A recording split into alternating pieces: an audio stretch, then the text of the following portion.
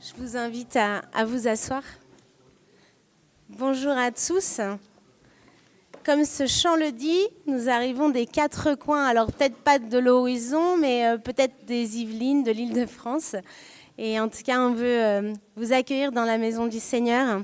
Soyez les bienvenus pour les gens qu'on voit régulièrement, ceux qu'on voit moins souvent, ceux qui viennent pour la première fois. En tout cas, vous êtes les bienvenus. Pour les visages qu'on n'a pas vus depuis un moment, hein, Patrick, qui a été coincé chez lui à cause d'une panne d'ascenseur pendant quelques mois. En tout cas, ça fait plaisir de te revoir, Patrick, dans la maison du Seigneur.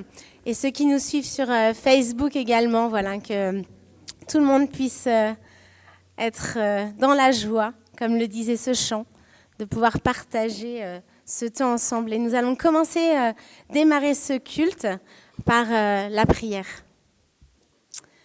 Seigneur, merci. Merci pour ce cadeau que tu nous fais, de pouvoir être rassemblés dans ta maison pour partager ce temps, pour écouter ta parole ensemble, pour pouvoir te louer, t'adorer.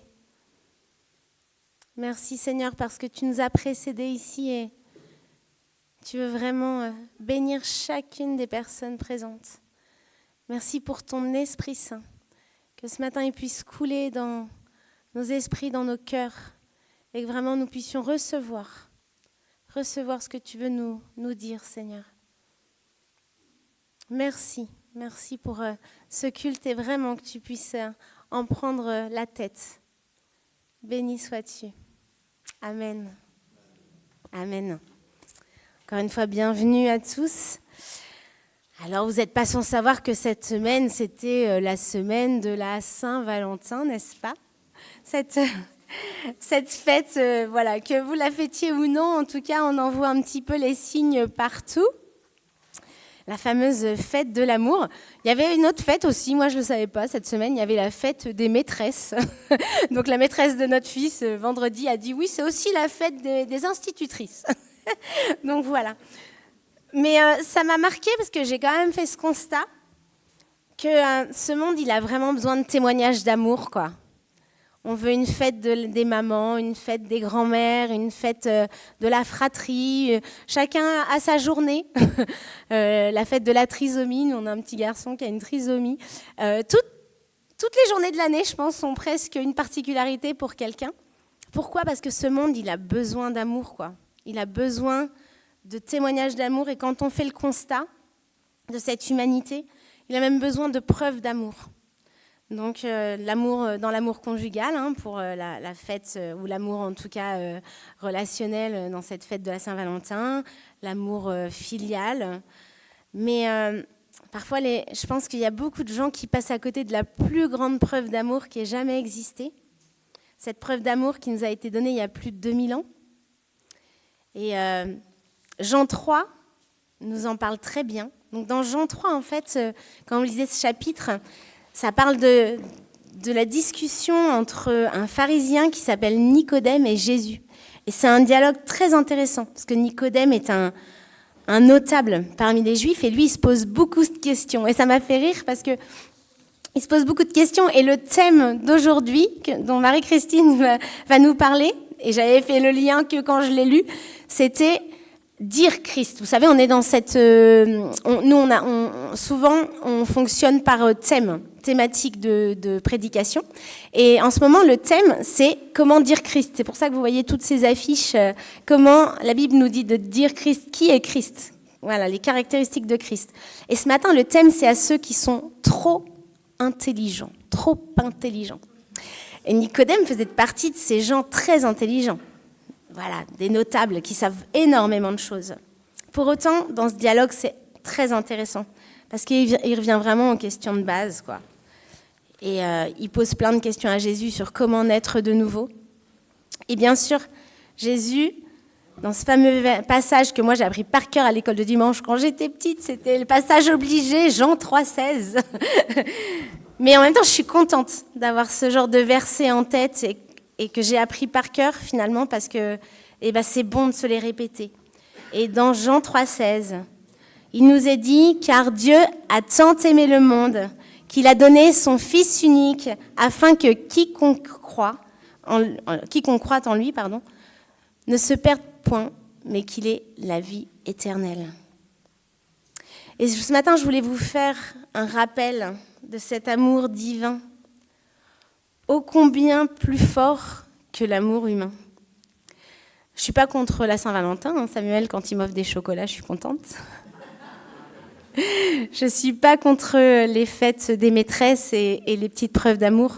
Ce que je veux juste rappeler ce matin, c'est que Jésus, lui, nous offre un amour différent. Ce n'est pas un amour qui est conditionnel, c'est bien un amour inconditionnel. Ce n'est pas un amour qui s'achète ou qui se mérite, c'est un amour gratuit. C'est pas un amour qui s'arrête quand on meurt, mais c'est un amour impérissable. Et c'est un amour qui a toutes les dimensions. Nous, notre amour, il est très limité. Notre amour, mais je le vois même de maman. On dit toujours, on les aime infiniment, mais en même temps, quand ils font une bêtise, nos enfants, des fois, voilà, on les aime, mais voilà. Et différemment, c'est vrai.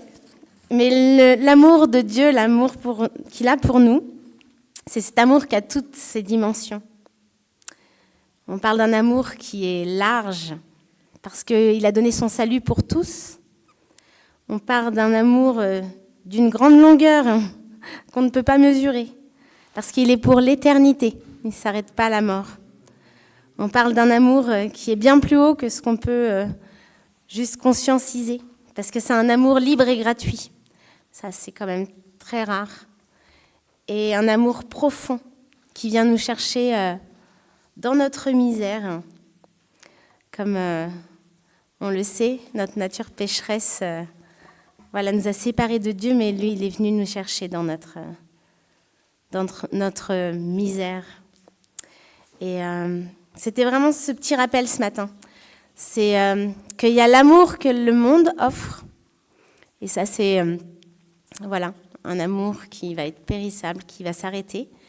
Et il y a l'amour que Dieu offre. Et ça, c'est notre mission de le rappeler au monde alors que lui est en désespérance, en désespoir de trouver des preuves d'amour, d'avoir des témoignages d'amour, de nommer des jours.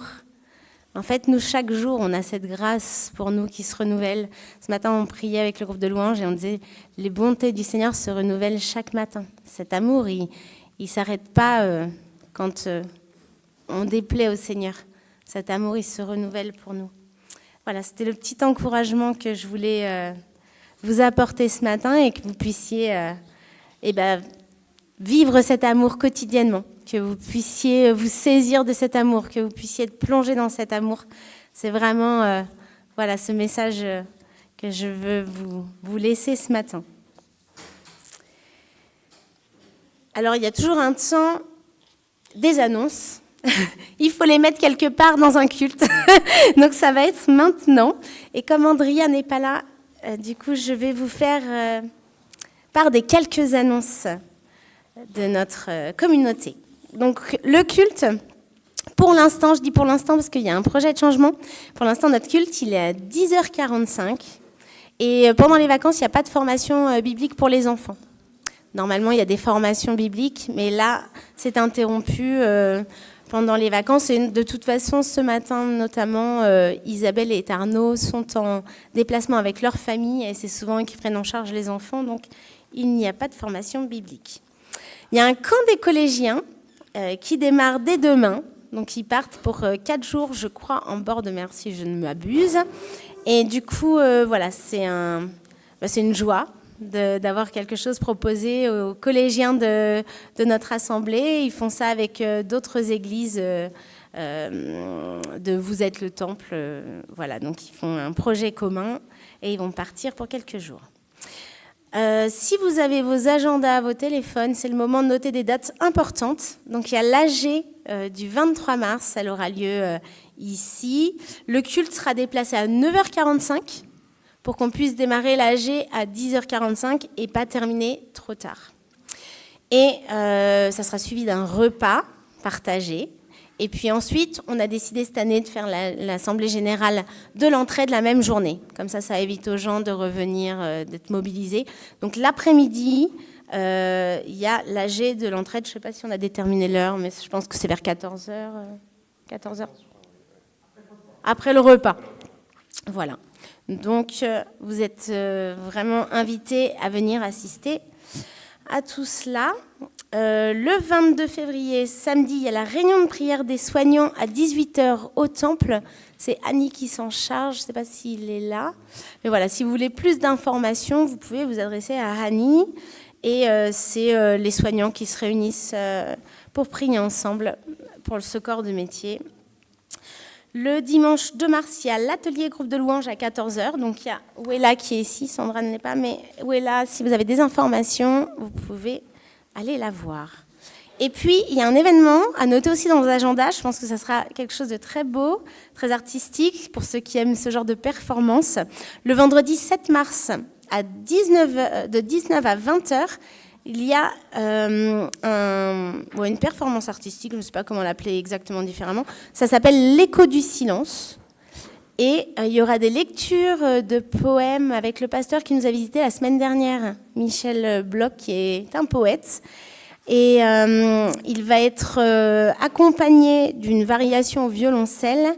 Et il y aura également du live painting. Donc ça risque d'être très intéressant. Si vous aimez l'art, la culture, si vous avez des amis dans ce domaine-là, c'est peut-être le moment de les amener à l'église. C'est une belle entrée en matière. Et puis après la soirée, il y aura un verre de l'amitié. Et voilà. Et pour ceux qui le souhaitent, il y a la newsletter qui peut vous être envoyée avec tout ce genre d'informations et d'activités. Donc si vous le souhaitez, on peut vous y inscrire. Voilà, je crois que ça va être tout pour nos annonces. Et je vais appeler les enfants. Noam, Jeanne. Oui, parce que ça va être notre temps de l'offrande. Voilà, ils vont passer les corbeilles. Et si vous avez à cœur de donner quelque chose, n'hésitez pas.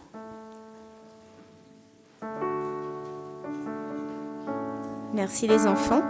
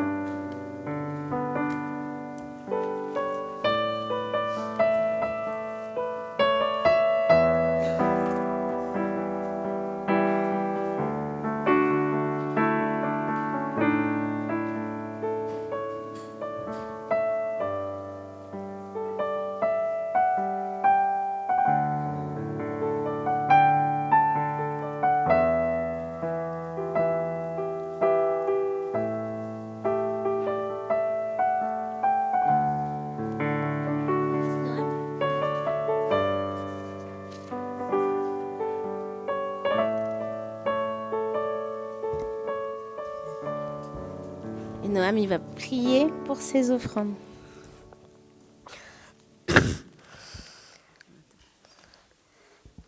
Quand maman aura réussi à bien mettre le téléphone en place, moi et la technologie.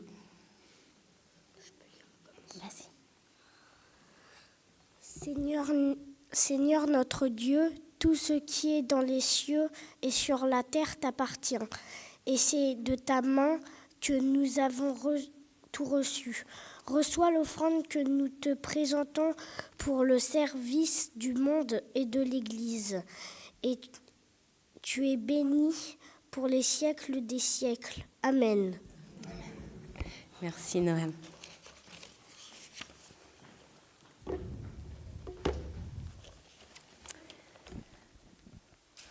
C'est le moment de se remettre un petit peu de toute cette semaine. Peut-être que vous avez vécu des choses plus ou moins faciles. Peut-être que vous êtes passé par des choses compliquées. Mais là, on va prendre un temps à part.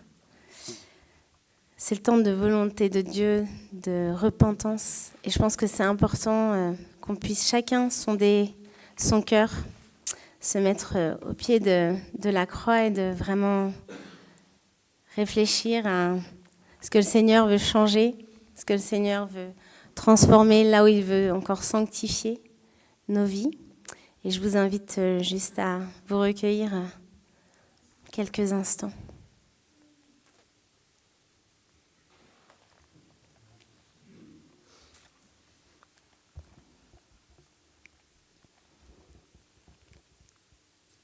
Seigneur, ta parole nous invite à marcher dans ta sainteté. Et toi, tu nous invites à la sanctification. Ça veut dire la séparation d'avec ce monde. Tu nous mets à part, Seigneur. Cette sainteté, tu veux que ce soit pour nous un objectif quotidien. Et pour autant, depuis le péché originel, tu sais aussi que la nature de l'homme, elle a été souillée. Et qu'on est malheureusement toujours attiré par ce qui est mal. Notre chair est tentée, Seigneur. Mais tu nous appelles quand même à cette sainteté parce que toi, tu es un Dieu saint. Tu es un Dieu saint. Alors Seigneur, c'est vrai, nous reconnaissons notre état de pécheur. Nous réalisons que nous ne vivons pas toujours notre vie dans cette sanctification, dans ce que tu attends de nous, tes enfants. Mais Seigneur, nous voulons te demander pardon. Nous voulons te demander pardon pour ce péché, pour ce qui nous souille, Seigneur. Ce que nous laissons entrer dans nos vies, dans nos pensées, dans nos actions.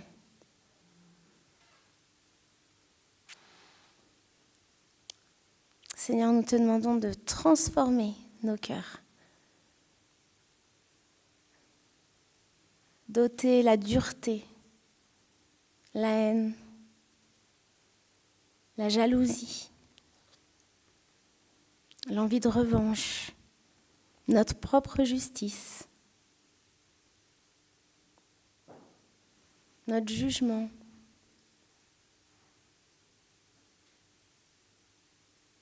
Oui, Seigneur, tu es un Dieu saint, mais tu es aussi un Dieu de grâce. Tu aimes tes enfants, tu aimes ton peuple. Et c'est vrai que tu nous accueilles quand nous te demandons pardon avec sincérité. Seigneur, tu nous as donné, tu nous as envoyé ton Fils, Jésus-Christ, pour être capable de quitter cette vie de péché. C'est lui qui nous rend libres. Seigneur, merci parce que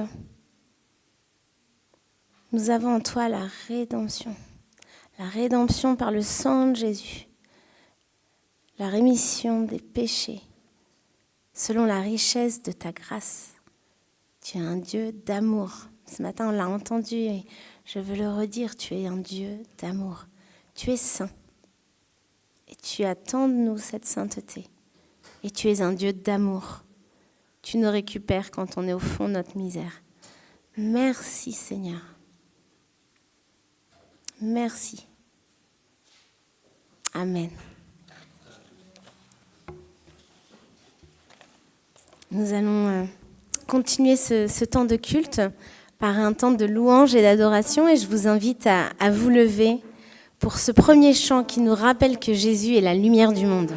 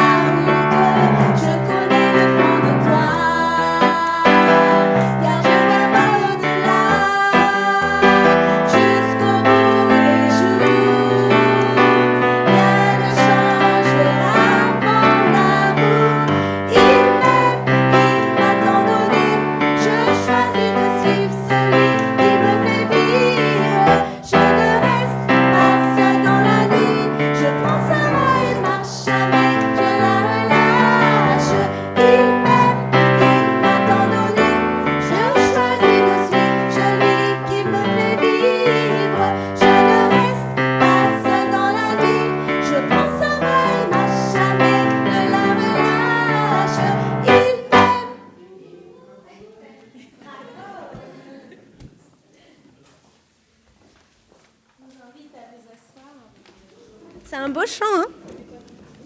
Pardon? Ah, on dirait un chant de Gilles Boucaumont, mais je ne sais pas. Mais c'est le chant du mois. Peut-être que Wella ou Vanessa, c'est un chant de Gilles? Ah, alors Judith, le nom, je vais m'abstenir parce que je pense que je vais lui déformer son nom de famille. Mais en tout cas, pour ceux qui ne l'ont pas encore en tête, vous inquiétez pas, c'est le chant du mois, c'était la première. Donc il y aura d'autres tentatives. Mais en tout cas, c'est un très beau chant. Et ça rappelle qu'il nous aime. Je trouve ça super. On ne s'était pas donné le mot, mais en même temps, voilà, l'amour de Dieu jusqu'au bout, qui marche à nos côtés. Et oui, il marche à nos côtés. Et on voit ses grâces et ses bienfaits. Et justement, c'est un temps que je chéris, c'est le temps de l'action de grâce. Donc, je ne sais pas si le micro est prêt pour le passer. Est-ce que Tévi, tu veux bien nous passer le micro dans les rangs? Si vous avez des témoignages, des remerciements au Seigneur, des prières qui... vous avez vu le Seigneur agir, etc. C'est le moment. Comme ça, moi, j'arrête un peu de parler parce que j'ai beaucoup parlé. Et c'est à votre tour de pouvoir glorifier Dieu. Ça arrive, c'est juste mettre en marche le micro. Et je vois Noël qui est déjà prête, au taquet, pour ce temps. Alors, je voulais tous vous remercier pour dimanche dernier où mon père a eu 95 ans, d'avoir été là. Et ça a été une joie immense pour moi que ma sœur, qui est bouddhiste, et ma nièce, qui est bouddhiste aussi, viennent toutes les deux au temple. Et vraiment, c'était une joie pour moi. D'ailleurs, elles disent quand même le Notre Père avec mon père le soir. Et moi, j'espère que Jésus fait son chemin dans leur cœur. Et c'est une joie de voir Patrick parmi nous, qui nous a beaucoup manqué. Ça fait du bien de te voir, Patrick. On est tellement heureux que tu sois là. Voilà. Tu nous as manqué. C'est vrai. Voilà. Et merci à tous d'être là, parce que vous êtes tous une joie. Et bien justement, Patrick a aussi son sujet de reconnaissance. Alors, alléluia d'abord. Merci pour toutes vos prières. Et je me fais une joie parce que 3 mois enfermés dans la maison, ça fait long. Alors maintenant, on a un ascenseur tout neuf. Pour ceux qui ne savent pas, en fait, Patrick a été bloqué chez lui parce que c'est compliqué de monter 6 étages, voilà. Et que l'ascenseur était en pleine... Enfin, il refaisait complètement l'ascenseur, ce qui fait qu'ils ont mis... Il était pourri. Il était pourri. Donc, ils ont mis 3 mois à faire les travaux. Du coup, Patrick n'a pas vraiment vu le soleil. Bon, il n'y en a pas eu beaucoup pendant les 3 mois où t'es pas sorti de chez toi. T'inquiète pas, t'as pas raté grand-chose au niveau du soleil. Moi, j'ai le soleil dans l'appartement du matin jusqu'au soir. Et puis, tu l'as dans ton cœur, Patrick, parce qu'à chaque fois, c'est vrai que t'es un sujet vraiment de reconnaissance dans ta foi. Il était fidèlement là en Zoom le mardi pour le groupe de prière. Donc ceux qui participent au groupe de prière l'ont vu toutes les semaines, fidèle à la prière et toujours avec ce caractère, cette joie de vivre. D'ailleurs, en parlant de Zoom, moi je voudrais faire un grand coucou à tous ceux qui nous voient à chaque fois parce que c'est merveilleux, surtout à Nicole Berger. Prions pour Nicole Berger. Parce que c'est dur pour elle. D'accord. Merci. Merci, Patrick. On va la mettre dans les sujets tout à l'heure. Est-ce qu'il y a d'autres sujets de reconnaissance, des gens qui veulent prendre la parole, un petit mot? Coucou Marilène. Ça va? Ça sera tout pour aujourd'hui? Vous le gardez pour la prochaine fois, il n'y a pas de problème. Toutes les semaines, vous avez votre chance pour pouvoir partager ce que vous vivez avec le Seigneur. Et puis, moi, j'ai un petit sujet de reconnaissance, mais pour ma maman qui est partie 1 semaine à la porte ouverte dans l'église de Samuel Peter Schmidt. Il y avait un jeûne et prière, donc elles sont parties à 3 avec 2 amies à elles. Elles ont vécu des temps incroyables, donc ils ont vraiment prié pour plein de sujets, la France, la jeunesse, et ils étaient ravis, rechargés à bloc pour le Seigneur, et ils ont dit c'était tellement beau de voir énormément de gens, je ne sais pas s'ils n'étaient pas 2000, venir prier, jeûner, intercéder Voilà, se rassembler pour Dieu, elles ont dit ça fait tellement du bien. Nous déjà, ça fait du bien quand on est dans notre temple rempli. On n'est pas 2000, mais voilà, ça compte. Mais du coup, c'était vraiment un beau sujet de reconnaissance pour elles aussi. Et puis, Marie-Christine, maintenant je vais te passer la parole. C'est toi qui prêches sur le thème. C'est à ceux qui sont trop intelligents. J'aime beaucoup ce thème, j'ai hâte de t'entendre. Merci Marie-Christine. Ah oui, c'est le thème imposé. Arnaud a fait, ils ont fait une petite liste et moi donc je suis tombée sur dire Christ à ceux qui sont entre parenthèses trop intelligents. Alors, dire Christ, moi je dis plutôt annoncer Christ, annoncer le Christ. Annoncer le Christ, c'est ce que faisait Paul, inlassablement. Il annonçait le Seigneur, il annonçait le Christ. Lui qui était à l'origine un pharisien, un bon pharisien, bien éduqué dans la loi, juif bien sûr, et lui qui a persécuté les disciples du Christ. Mais il a été miraculeusement apostrophé, on va dire, par le Seigneur, et il a eu la révélation de qui était le Christ, que Jésus était le Messie attendu, le Christ. Alors, dans un passage de sa première lettre aux Corinthiens, au chapitre 9, 19 à 23, je vous invite à le relire, il dira, pour résumer un peu sa méthode, « Je me suis fait tout pour tous, afin d'en sauver de toute manière quelques-uns. » Voilà en fin de compte le but de sa vie à partir du moment où il a été saisi par le Seigneur. Se faire tout à tous. Vous connaissez le caméléon ? Cette espèce de petit animal si bizarre. Alors moi, il y a des années, alors que j'étais dans le jardin d'une famille marocaine, du côté de Casablanca, je leur rendais visite, on était dans le jardin, et puis le maître de maison me dit « Ah, nous avons la visite de Gédéon. » Gédéon, le caméléon. Et alors je regarde, il y avait un bosquet à côté, je vois le bosquet, et tout d'un coup, j'ai vu son œil. Il est de profil, moi, son œil. Et je remarquais qu'il était complètement intégré, imprégné par l'environnement dans lequel il était. Il était donc comme le feuillage qui l'entourait. C'était une imprégnation magnifique. Alors, je vous cite ça, est-ce que ça voudrait dire que Paul est une sorte de caméléon, sans couleur propre, complètement imprégné, intégré dans son environnement, protégé des prédateurs, parce que c'est le but, protéger des prédateurs. Vous allez me répondre, j'espère, bien sûr que non. Paul n'utilise pas la dissimulation pour parler à ses interlocuteurs, mais comme il le dit, il se fait juif avec les juifs. Et pour le passage d'aujourd'hui, je dirais qu'il se fait grec avec les Grecs. On va lire ce passage dans Actes 17, les versets 15 d'abord, 15 à 21. Merci à notre technicien. Alors, ceux qui accompagnaient Paul le conduisirent jusqu'à Athènes. Visualisez Athènes, on a tous une image un peu de l'Athènes de cette époque par rapport aux ruines que nous avons encore à Athènes. Puis, donc, ceux qui l'accompagnaient s'en retournèrent, chargés de transmettre à Silas et à Timothée l'ordre de le rejoindre au plus tôt.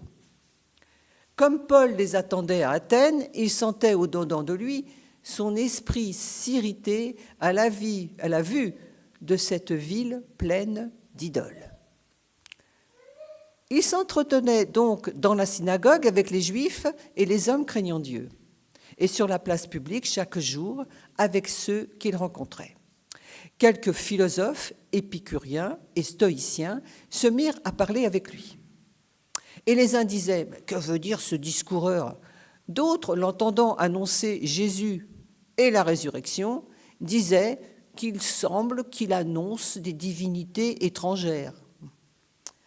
Alors ils le prirent et le menèrent à l'Aréopage, en disant « Pourrions-nous savoir quelle est cette nouvelle doctrine que tu enseignes ? Car tu nous fais entendre des choses étranges.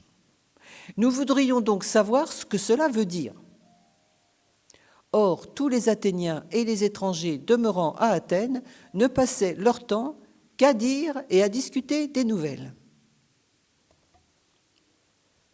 Alors, pour revenir dans le contexte, Paul, il a dû quitter Bérée, parce que là, il subissait des persécutions, précipitamment. Timothée et Silas sont restés à Bérée, et on l'a accompagné d'autres frères l'ont accompagné jusqu'à Athènes. Alors, Paul est maintenant à Athènes, et il attend. Il attend, mais il ne va pas perdre son temps, ce n'est pas son genre. Comme à son habitude, Paul s'est d'abord rendu à la synagogue, c'est ce qu'il faisait toujours. Il parle d'abord aux Juifs et ceux qu'on appelle les craignants Dieu, c'est-à-dire des gens qui ne sont pas juifs, mais qui ont adopté la religion juive, on va dire. Alors là, comme à son habitude, il va se faire juif avec les Juifs. Et c'est à partir, c'est pas décrit, mais c'est certainement à partir de la loi et des prophètes qu'il va venir à annoncer que Jésus est le Messie. Et puis, il se rend à l'Agora, la place publique d'Athènes. Voilà, c'est une place où on discute, où on échange. Et lui, il se met donc avec ces gens-là, et tous ceux qu'il rencontre, il va leur parler de sa foi en Christ. Ça va susciter quand même beaucoup de réactions. Cette ville, Athènes, c'est la capitale de la Grèce. À l'époque, elle est donc quand même sous domination romaine. Mais c'est tout de même encore une brillante métropole de la culture, de l'art, de la philosophie.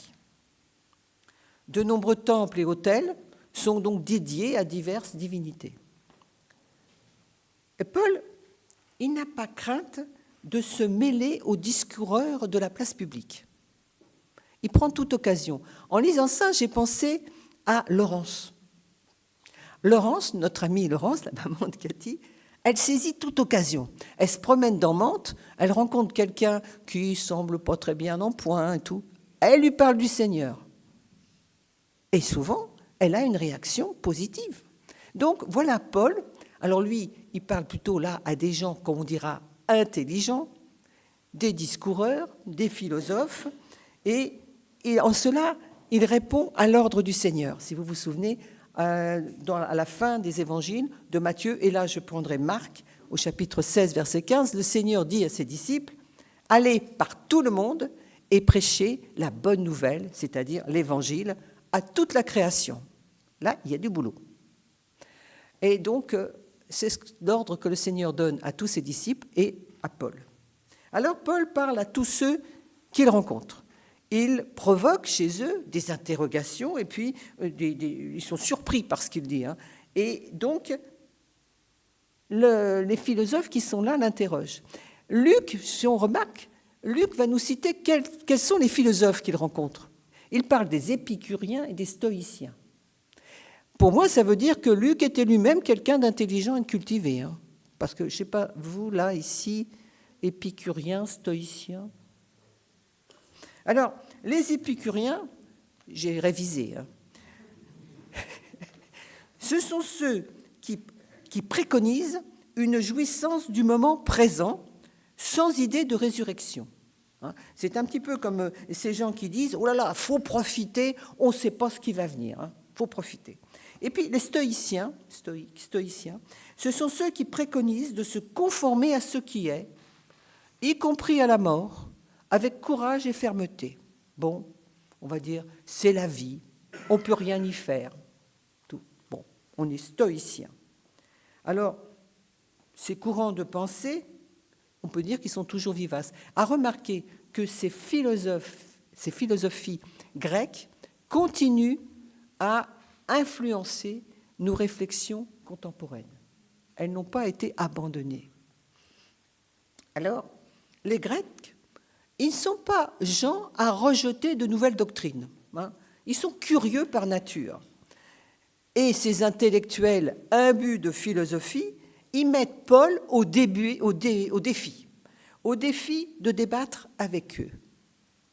Des gens hyper intelligents. Ils lui disent « Eh oh, pourrions-nous savoir quelle est cette nouvelle doctrine que tu enseignes ? Car tu nous fais entendre des choses étranges, et nous voudrions donc savoir ce que ça peut être. » Paul, il ne va pas se défiler. L'aréopage, où est mené Paul, c'est d'abord un tribunal qui a son siège sur la colline qui s'appelle l'Aréopage. Des citoyens respectables et puis éminents la constituaient, ce n'était pas n'importe qui. C'est donc devant cette assemblée de gens dits intelligents que Paul est appelé à plaider le christianisme et plaider aussi pour lui-même. Attention, là, ce n'est pas un jugement. C'est simplement qu'il doit démontrer, il doit expliquer sa doctrine. Alors, il faut bien dire que Paul, petit bonhomme inconnu, il va être appelé à s'adresser à quelques-uns des hommes les plus instruits, de la ville la plus cultivée qu'il existait à l'époque. Et ça ne lui fait pas peur. Il connaît cette promesse du Seigneur, cette promesse que le Seigneur fait à ses disciples au chapitre 10 de Matthieu. Je vous le rappelle. Le Seigneur leur dit, parce qu'ils sont dans la crainte quand même de leur avenir, « Vous serez amenés à cause de moi devant des gouverneurs et des rois. » Alors là, je dirais devant des élites, des gens hyper intelligents, pour servir de témoignage à eux et aux païens. Mais quand on vous livrera, ne vous inquiétez pas de la manière dont vous parlerez, ni de ce que vous aurez à dire, parce que, à l'heure même, ce n'est pas vous qui parlerez, mais c'est l'Esprit de votre Père qui parlera en vous, le Saint-Esprit. Alors attention, le Saint-Esprit, là, c'est une promesse, mais cette intervention du Saint-Esprit, ça n'a rien de magique. On ne se met pas comme ça, Saint-Esprit, non. Il faut bien sûr que l'intelligence soit mise aussi en marche. L'intelligence est, on va dire, co-actrice dans ce message qu'inspire le Saint-Esprit. Et Paul était tellement imprégné de la parole de Dieu, tellement imprégné de la prière et tellement certain de son message, que le Saint-Esprit lui remettait certainement, je dirais, à l'esprit, les textes de la parole qui pouvaient appuyer son message. C'est comme ça que le Saint-Esprit, il agit. Mais il faut d'abord que la personne soit imprégnée de la parole de Dieu. Ce n'est pas magique. Alors, on va voir son discours. J'ai mon petit technicien, là. Tu vas prendre Actes 17, 22 à 33. Donc là, c'est le discours de Paul. On va voir comment il procède. Alors, Paul, debout au milieu de l'aréopage, donc vous imaginez cette grande assemblée de gens érudits, leur dit « Hommes athéniens, je vous trouve à tous égards extrêmement religieux, car en parcourant votre ville et en considérant les objets de votre dévotion, j'ai même découvert un autel avec cette inscription « à un Dieu inconnu ». Ce que vous révérez sans le connaître, c'est ce que je vous annonce. Le Dieu qui a fait le monde et tout ce qui s'y trouve, étant le Seigneur du ciel et de la terre, n'habite point dans les temples faits de mains d'hommes. Il n'est point servi par des mains humaines, comme s'il avait besoin de quoi que ce soit, lui qui donne à tous la vie, la respiration et toutes choses. Il a fait que tous les hommes, sortis d'un seul sang, habitassent sur toute la surface de la terre, ayant déterminé la durée des temps et les bornes de leur demeure. Il a voulu qu'ils cherchassent le Seigneur et qu'ils s'efforçassent de le trouver en tâtonnant, bien qu'il ne soit pas loin de chacun d'eux. Car en lui, nous avons la vie, le mouvement et l'être. C'est ce qu'ont dit aussi quelques-uns de vos poètes. De lui, nous sommes la race.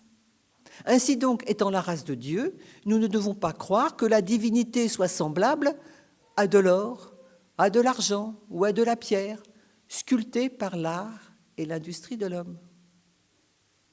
Dieu, sans tenir compte des temps d'ignorance, annonce maintenant à tous les hommes, en tout lieu, qu'ils aient à se repentir. Parce qu'il a fixé un jour où il jugera le monde selon la justice, par l'homme qu'il a désigné, et ce dont il a donné à tous une preuve certaine, en le ressuscitant des morts. Lorsqu'ils entendirent parler de résurrection des morts, les uns se moquèrent, les autres dirent « Nous t'entendrons là-dessus une autre fois ».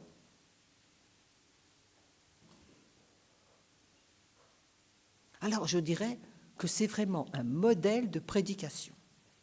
Le modèle d'un message qu'un chrétien fait pour témoigner de sa foi. Remarquez, il y a d'abord une première partie que j'appellerais universelle, une amorce quelque part, une amorce pour amorcer ceux qui écoutent. D'abord, il va féliciter ses auditeurs. Il va les féliciter de leur religiosité. Il va sur leur terrain, dirions-nous. Alors, il est bien dit au départ qu'il est bouleversé, révolté par toutes ces idoles, tous ces temples, tous ces autels. Mais il ne va pas le leur reprocher. Il ne va pas leur dire « Dites donc, vous n'êtes que des idolâtres. » Tout. Oh là là, vous êtes des religieux.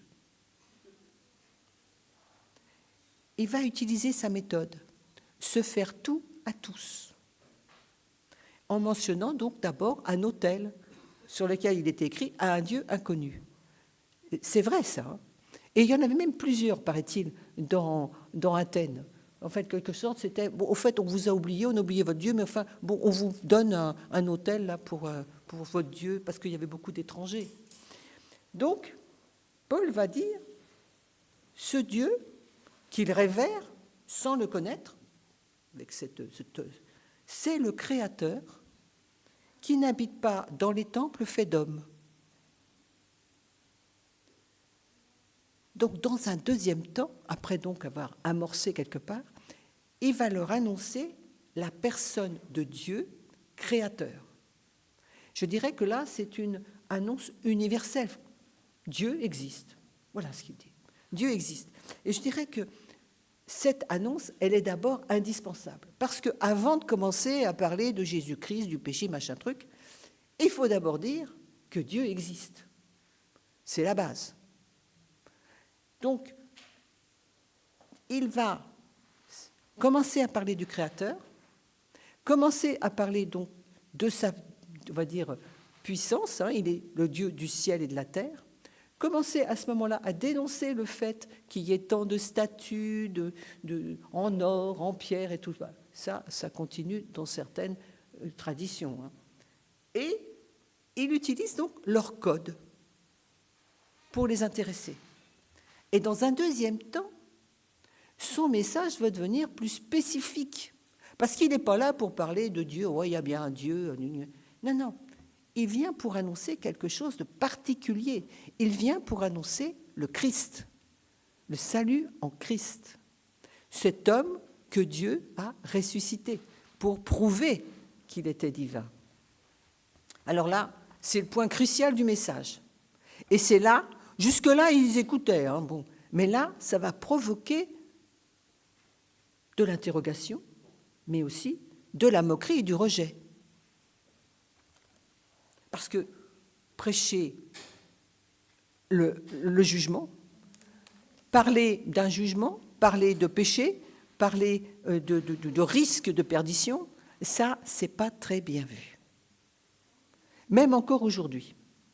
Si vous parlez à quelqu'un, que vous lui annoncez le Seigneur, et que vous lui dites qu'il est pécheur, enfin qu'il n'est pas en règle avec ce Dieu créateur, là, alors surtout si ce sont des intellectuels, des gens très cultivés, des gens qui s'imaginent être au-dessus de tout ça. Là, on risque de se faire moquer, rejeter.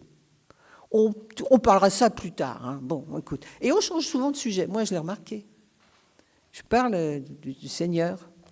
Je rentre dans le sujet, dans le vif du sujet. Et puis tout à coup, la personne dira, tiens, au fait, à quelle heure il est le train pour Paris ?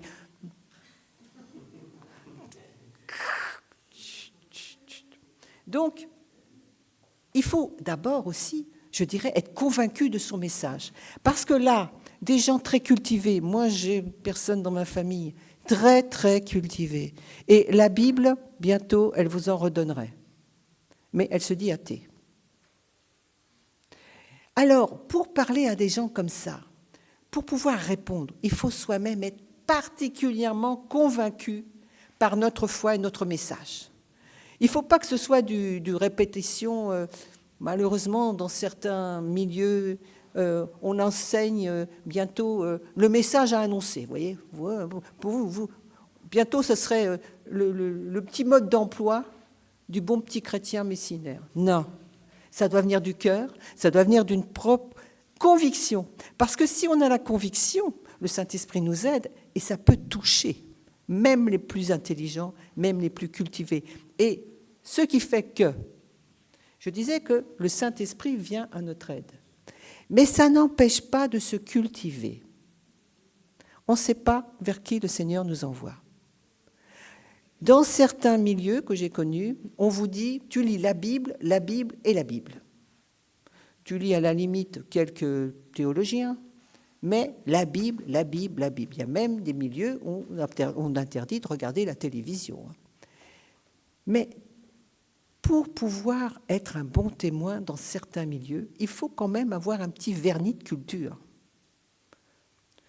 Bon, bien sûr, le Seigneur nous envoie souvent vers ceux pour lesquels il nous a préparés. On peut aller dans certains quartiers qu'on dira défavorisés. À ce moment-là, il faut aussi être cultivé de leur culture, je dirais, pour pouvoir répondre. C'est une préparation. Paul, par exemple, bon, il était juif, il était pharisien, donc il n'avait aucun problème pour parler aux juifs. Là, on voit qu'il parle à des érudits, à des gens des philosophes, dans un pays au milieu d'Athènes, qui était le pays de la philosophie, et qui réussit à les interpeller sur leur terrain, en utilisant leur code. Donc on peut parler à des gens qui se croient trop intelligents, avec le secours du Saint-Esprit, mais en n'étant pas complètement ignorants. Bon. On a vu la semaine dernière parler aux ignorants, d'ailleurs. C'était notre pasteur nous avait dit ça, et il disait que même ceux qui se disent croyants, déjà bien férus dans les choses de Dieu, peuvent être ignorants de qui est le Seigneur pour eux. Et dans le témoignage, c'est la principale des choses. Si on a le Seigneur dans le cœur, si on est vraiment convaincu de l'existence de Dieu, bien sûr, de l'existence du Seigneur, de son amour, de ce qu'il a fait pour nous, on peut le transmettre même à des érudits, même à des agrégés en philosophie, même à des bac+7. On peut parler du Seigneur. Alors, je dirais, suivant l'ordre du Seigneur, semons. N'ayons pas crainte. N'ayons pas crainte de déranger. N'ayons pas crainte d'être ridicules. N'ayons pas crainte d'être rejetés. C'est une question de vie et de mort, quelque part. Ceux que le Seigneur a mis sur notre route et qui ne croient pas, ils sont en danger. Et ça, on ne s'en rend pas forcément compte. J'ai l'exemple, par exemple, vous avez quelqu'un qui est en grande... Enfin, vous avez un voisin, une voisine, qui ne répond pas. Vous l'entendez peut-être gémir. Oh, attends, on ne l'a pas vue depuis quelque temps, on pourrait les frapper, voir si elle va bien. Non, je ne vais pas déranger, des fois qu'elle me rejette, qu'elle me fiche à la porte, et puis on laisse cette personne mourir. Eh bien, spirituellement, c'est un peu ça. Le Seigneur va nous mettre sur la route différentes sortes de personnes, peut-être même justement des gens très intelligents, très cultivés. Et on a honte de leur parler, on n'ose pas. mais peut-être qu'ils sont en danger. En danger parce qu'ils ne connaissent pas le Seigneur. Mais ça, il faut en être convaincu. Et je crois, enfin je me mets dans l'affaire, hein, qu'on n'est peut-être pas assez convaincu par ça. Bon, Dieu s'en occupera. Hein, Dieu s'en occupera. Et puis en fin de compte, le tout, c'est qu'ils croient en Dieu. Ça suffit. Mais non, ça ne suffit pas. Parce que le seul chemin pour le salut, c'est quoi? C'est qui? C'est Jésus. Alors Paul, il va... Excusez-moi. L'ordre du Seigneur, ce sera donc semer. Semer la parole, semer le témoignage, semer. Savez-vous comment, on le voit un petit peu là dans le texte, mais on n'a pas la traduction. Les érudits, là, les philosophes qui sont sur la place de l'Agora, ils disent, mais qu'est-ce que c'est que ce discoureur? Le terme discoureur, là, en grec, c'est spermologos.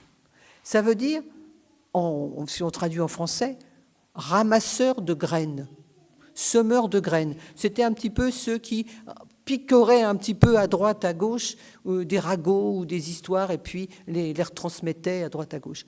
Ramasseur de graines, qui répandent les graines. Et qu'est-ce qu'il fait, Paul? Eh bien, il répand la graine de l'Évangile. En fait, c'est vrai, c'est un ramasseur de graines. Il a ramassé la doctrine, et maintenant, il la sème. Et il va avoir une récolte. Alors là, c'est une petite récolte. On le lit ça au dernier verset de ce passage 34, qu'on n'a pas lu, mais je vous le lis. Dans tout ce monde-là, quelques-uns crurent. Attention, hein, ça ne doit pas être 2000. Hein. Quelques-uns crurent. Parmi eux, Denis, D-E-N-Y-S, l'aéropagite. Alors, si c'était un aéropagite, je veux dire, c'était un sénateur, quelqu'un, une personnalité. Et puis, là, j'ai été étonnée. Une femme. Eh bien oui, il y a des femmes qui étaient là, des femmes qui écoutaient. Et cette femme, elle s'appelle Damaris. Je suis contente qu'il y ait un nom de femme qui soit inscrit. Parce qu'on dit toujours les femmes, Paul. Non. Damaris. Et il dit quelques autres. Donc, il a semé, il y a une petite récolte, mais elle va grandir. Parce qu'eux, à leur tour, ils vont semer. Et bientôt, la doctrine chrétienne, elle va gagner le monde entier. Tout le monde ne sera pas sauvé, mais tout le monde l'aura entendu. Jusqu'au bout des mondes, jusqu'à toutes les nations. Alors, je dirais qu'il n'y a pas de trop petit commencement. On dit, qu'est-ce que je suis, moi, tout seul, là? Qu'est-ce que j'ai à dire? Prenons l'exemple de Laurence. Je reprends toujours l'exemple de Laurence. Toute seule, là, petite bonne femme dont monte. Ben oui, mais elle a semé. Et puis, quelques-uns seront touchés. Des fois, on est étonné. On voit quelqu'un qu'on n'a pas vu depuis des années et qui vous dit, tu sais, la lettre que tu m'as écrite, elle m'a fait tellement de bien. Donc, des petits commencements, mais qui vont grandir avec l'aide du Seigneur. Donc, celui qui nous appelle à dire Christ, à annoncer le Christ, il nous accompagne, il nous inspire, et puis il nous protège aussi. Amen.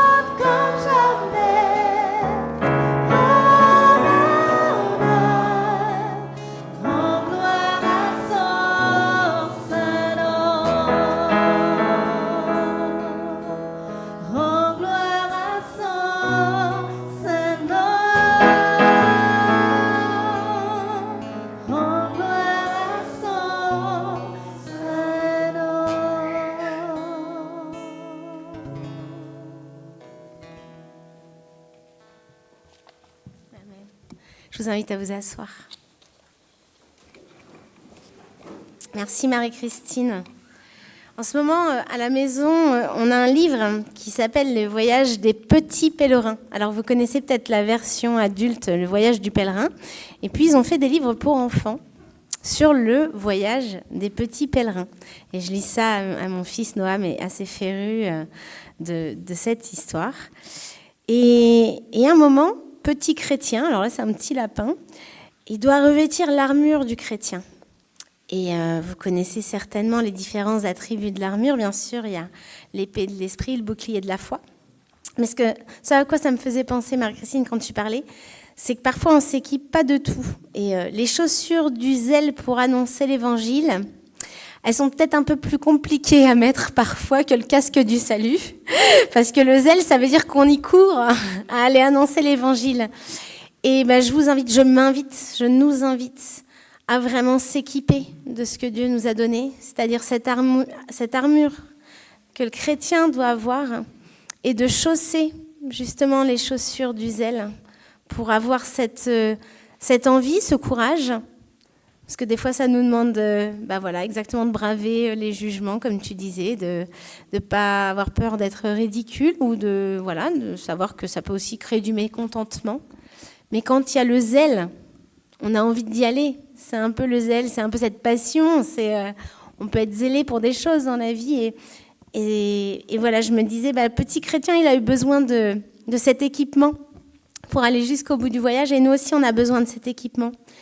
Et on va aussi utiliser une autre arme que Dieu nous donne maintenant, c'est la prière. Donc on va rentrer dans ce temps d'intercession ensemble. Je vous invite à fermer les yeux, à prier avec moi. Seigneur, c'est vrai que dans notre chemin de chrétien, nous avons besoin de ton équipement.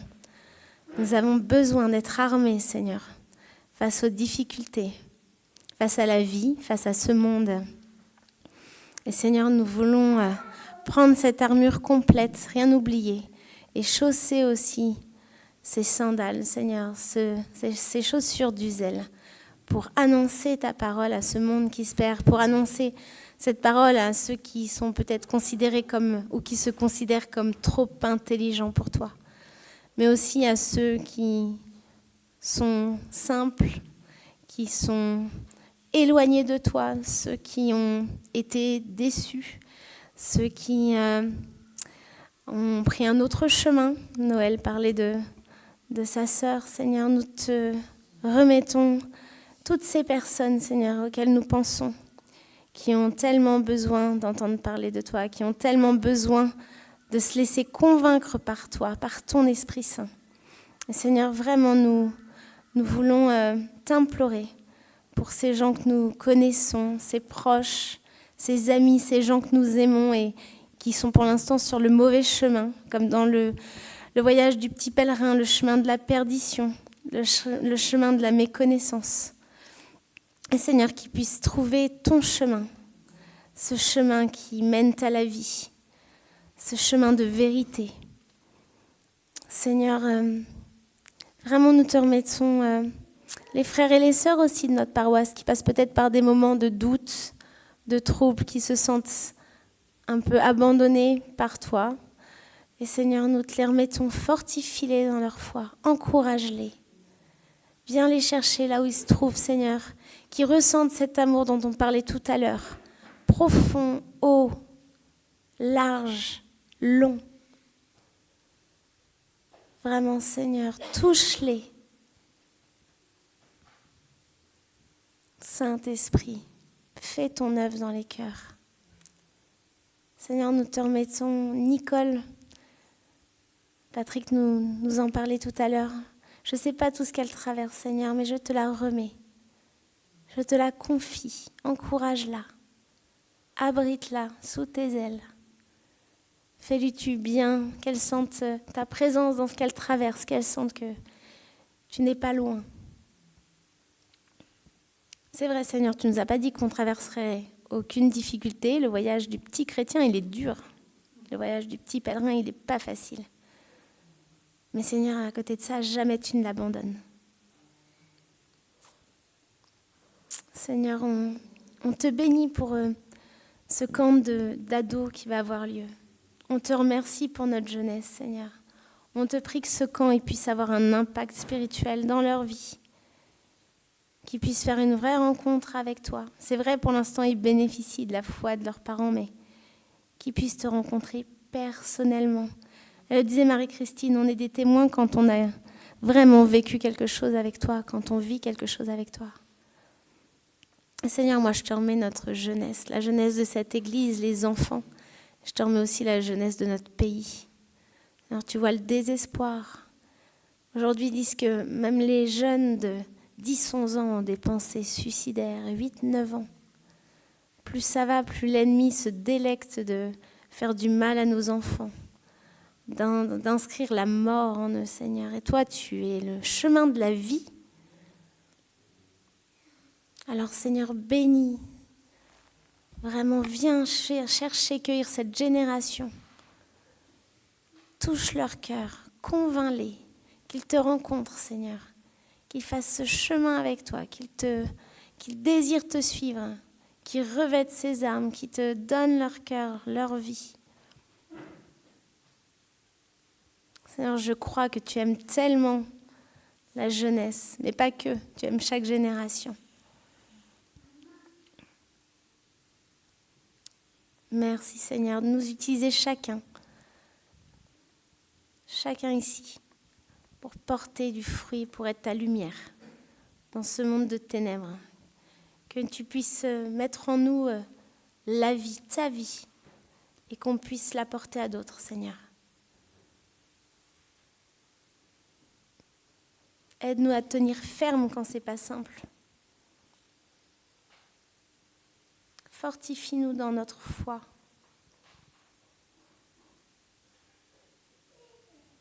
Merci Père, merci Seigneur. Et je vous invite à conclure ce temps d'intercession par cette prière. Jésus nous l'a enseigné et on peut la dire d'une seule voix, tous unis.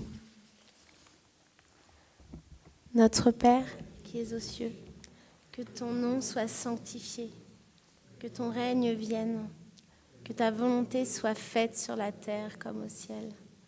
Donne-nous aujourd'hui notre pain de ce jour. Pardonne-nous nos offenses, comme nous pardonnons aussi à ceux qui nous ont offensés.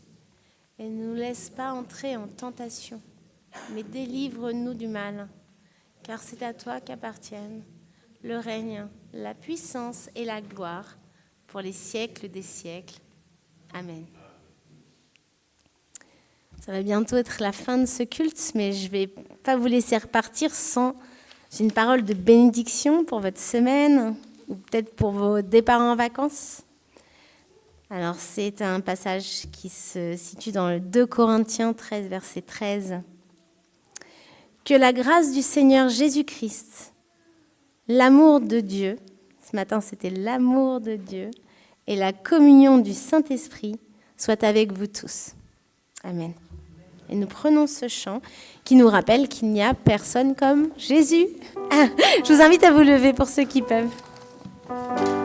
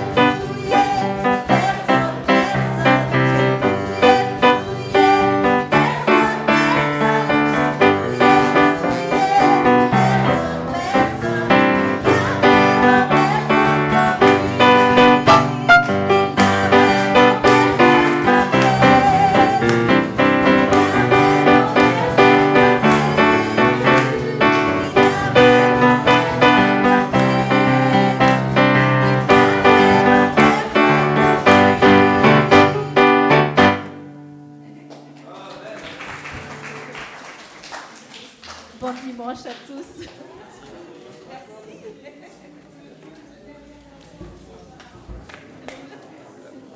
Désolé pour tout à l'heure. Comme j'étais sur les papiers, du coup, j'ai oublié. J'ai eu peur pour tes mains et pour les touches de piano.